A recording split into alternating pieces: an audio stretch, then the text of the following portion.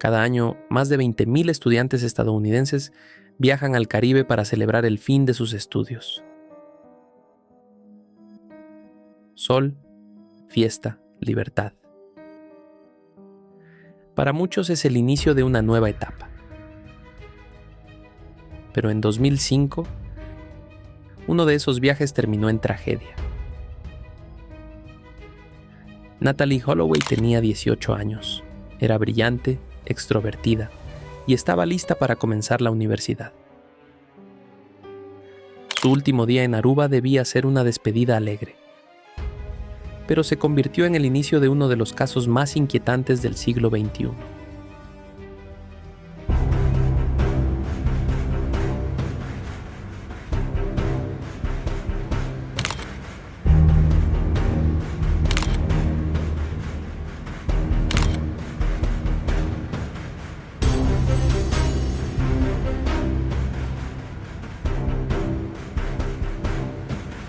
Lo que ocurrió esa noche no solo sacudió a su familia, sacudió a todo un país y expuso a un joven que, detrás de su sonrisa encantadora, escondía una oscuridad difícil de imaginar. Esta es la historia de Natalee y del hombre que realizó confesiones perturbadoras.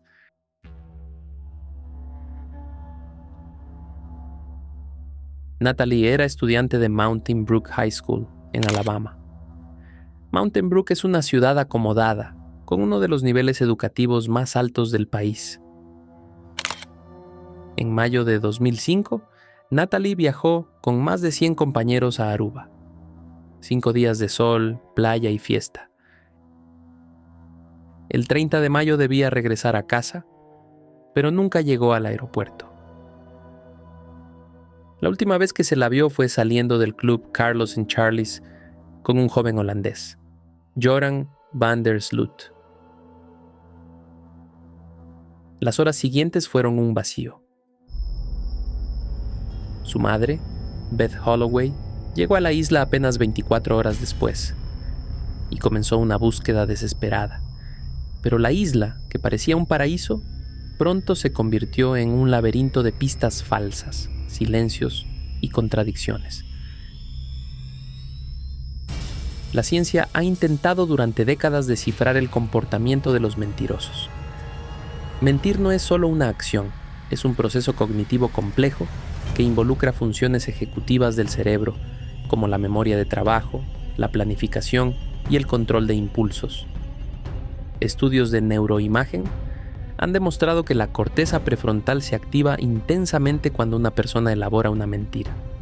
Además, los mentirosos patológicos suelen mostrar patrones verbales vagos, contradicciones constantes y una necesidad de control sobre la narrativa.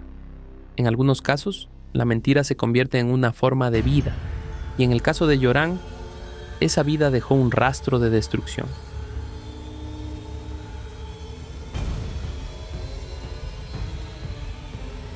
Joran van der Sloot, holandés, estudiante destacado, atleta, hijo de un abogado y una profesora de arte.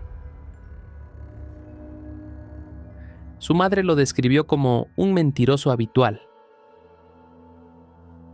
adicto al juego. Escapaba por las noches para ir a los casinos.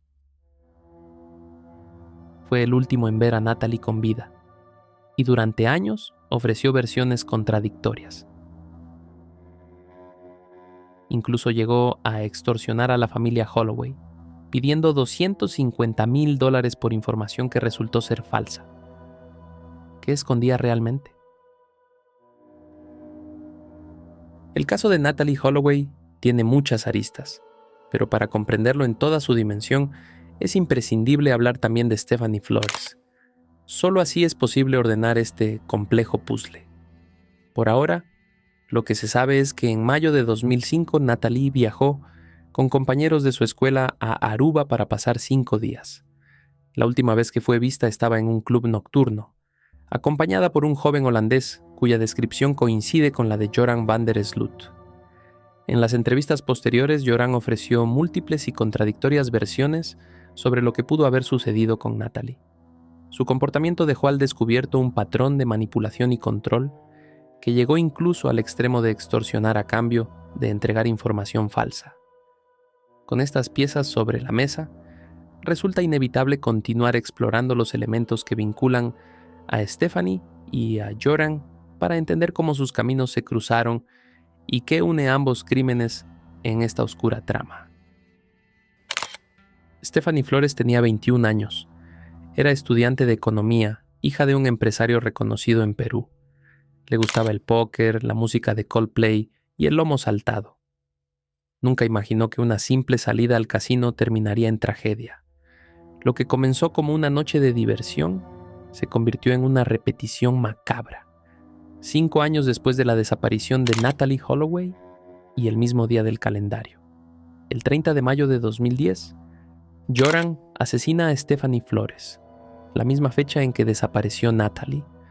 Stephanie y Joran se habían conocido días antes en un torneo de póker en Lima. Él se presentó como un joven extranjero interesado en los casinos, y Stephanie lo invitó a seguir la noche en el Hotel TAC.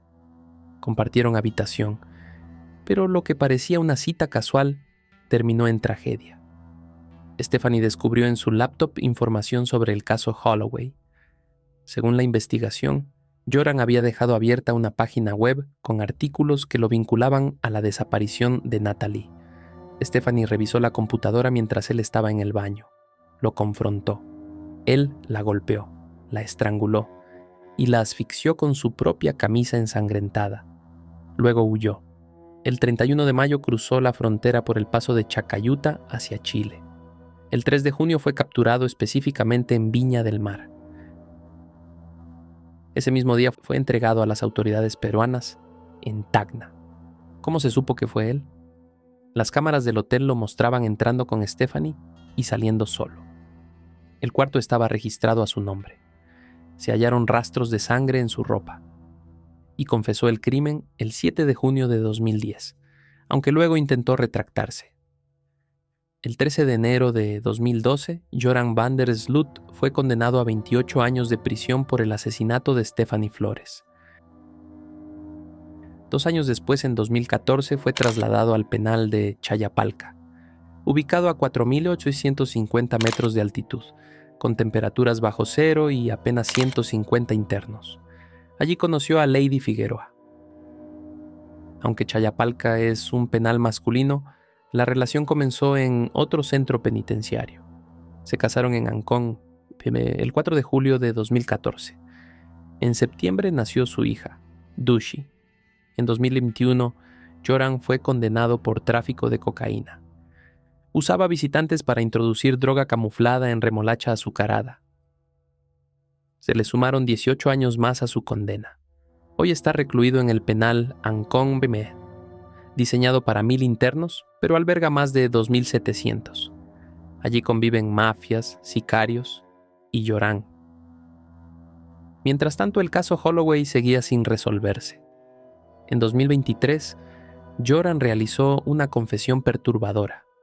Dijo haber matado a Natalee, aseguró que le golpeó la cabeza con un bloque de cemento y que arrojó su cuerpo al mar. Pero el cuerpo nunca apareció. En Aruba, el delito de homicidio prescribe a los 12 años. Por eso, no se lo pudo juzgar por asesinato, solo por extorsión. ¿Por qué?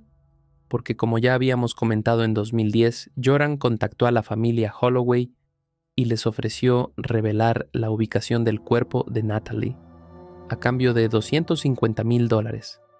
Beth Holloway, la madre, le entregó un adelanto de $25,000, pero Joran mintió. Inventó una historia falsa, tomó el dinero y huyó a Perú. Ese acto fue considerado fraude electrónico y extorsión. El 18 de octubre de 2023 fue condenado a 20 años adicionales en Estados Unidos por ese engaño. 2 mujeres, 2 países, una misma fecha, y un hombre que convirtió el calendario en ritual y el crimen en método. Entender los actos horribles de Joran van der Sloot no es solo una cuestión judicial, es una exploración psicológica, un intento de descifrar a alguien que convirtió la mentira en estilo de vida y el crimen en herramienta de control. Natalee Holloway tenía 18 años. Viajó con 124 compañeros del colegio Mountain Brook, desde Alabama hasta Aruba para celebrar su graduación. Era su última noche en la isla. El 29 de mayo de 2005 fue vista bailando y sonriendo en el pub Carlos and Charlie's. En algún momento de la madrugada, se separó de su compañera Jessica y no volvió al hotel. A la mañana siguiente su habitación estaba intacta. Pasaporte, equipaje, pero sin Natalie. Una testigo la vio por última vez dentro de un coche, acompañada por un joven alto, de ojos claros, que había conocido días antes en el casino, Joran van der Sloot. Desde entonces, Joran ofreció decenas de versiones. Mintió, manipuló, extorsionó.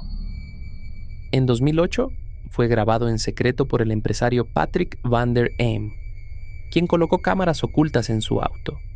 En el video, que aún circula en internet, Joran aparece fumando marihuana y confesando que Natalie murió mientras convulsionaba y que un amigo llamado Dory se deshizo del cuerpo. Luego se retractó. Dijo que solo quería impresionar. ¿Verdad? ¿Mentira? ¿Una más en su juego de manipulación? 5 años después, el 30 de mayo de 2010, Stephanie Flores fue asesinada en Lima. Era estudiante de economía, hija de un empresario peruano. Había conocido a Joran en un torneo de póker. Lo acompañó a su habitación en el Hotel TAC. Horas después, Joran había huido. En su laptop, Stephanie había descubierto archivos que lo vinculaban con el caso Holloway. Lo confrontó, y él reaccionó con brutalidad. La pelea fue violenta. Según el informe policial, Joran usó una técnica de karate para golpearla en la nariz, y la dejó agonizando. Después, robó sus tarjetas de crédito y más de 8,000 euros en efectivo. Salió del hotel con calma, como si nada hubiera pasado. La justicia peruana determinó que hubo hemorragia cerebral y fractura de cuello, pero el cuerpo fue entregado rápidamente, sin mayor exposición pública. Ambos casos revelan un patrón. Joran no toleraba el rechazo ni la exposición. Para él, el no era una amenaza, y su respuesta fue siempre la misma: violencia. En el caso de Natalie, Joran fue el último en verla con vida. En 2010 intentó vender información falsa sobre el paradero del cuerpo a cambio de $250,000. Fue condenado por extorsión y fraude electrónico. Su confesión en 2023, hecha como parte de un acuerdo judicial en Estados Unidos, podría ser solo otra jugada. No hubo pruebas, no hubo cuerpo, solo su palabra. Y en la historia de Joran, la palabra nunca fue sinónimo de verdad. Beth Holloway, la madre de Natalie, lo expresó con contundencia tras escuchar esa confesión.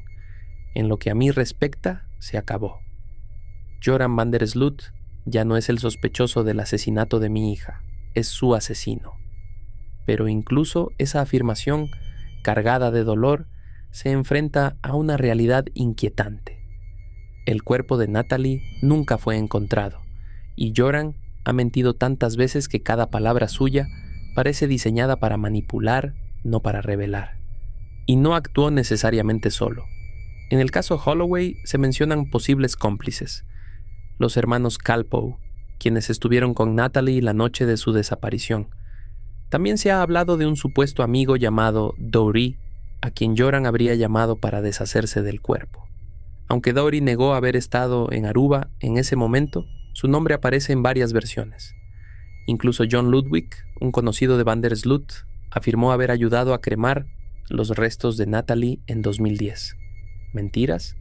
¿Verdades a medias? ¿Encubrimientos? La historia de Natalie Holloway sigue marcada por incertidumbre, mientras que en el caso de Stephanie Flores la justicia fue clara. Joran van der Sloot fue condenado. 2 mujeres, 2 países y una misma fecha que revelan un patrón de manipulación y violencia. Aunque una sentencia pueda cerrar un expediente, no borra el dolor ni responde todas las preguntas. La memoria de Natalie y Stephanie nos recuerda que cada desaparición deja familias esperando respuestas. Aquí seguimos investigando y narrando voces silenciadas, porque la verdad y la justicia son esenciales para sanar heridas que el tiempo no logra cerrar.